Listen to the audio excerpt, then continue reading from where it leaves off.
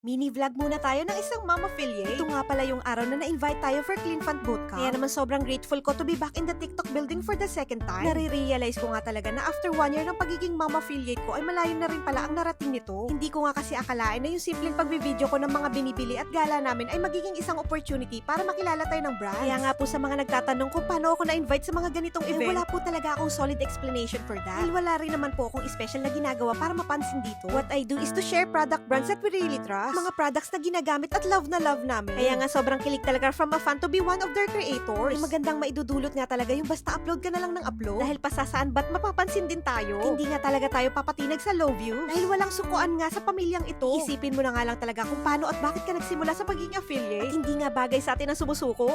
Char! Kaka-K-drama mo yan, Mima. Well, mabalik nga tayo dito sa video. Dito na nga pala kami napadpad kumain sa Din Tai Fung. Medyo nagutom na nga rin kasi ako after the event. Nahihiya nga talaga kasi ako bumuelo ng kain doon. Dahil medyo wala nga kasi ako kasamang mga beshi ko doon. Isa pa, hindi kasi ako kumakain ng kare-kare. At sakto rin naman na dinner time na. Nakaka-happy nga rin na hindi mahaba ang pila dito ngayon. And of course, nagugustuhan talaga namin yung service nila. At after nga namin kumain ay dali-dali na rin kami umuwi. Dahil naging mahaba nga talaga ang araw namin dito. At yun na lamang po for a mini vlog. Thank you for watching. Bye!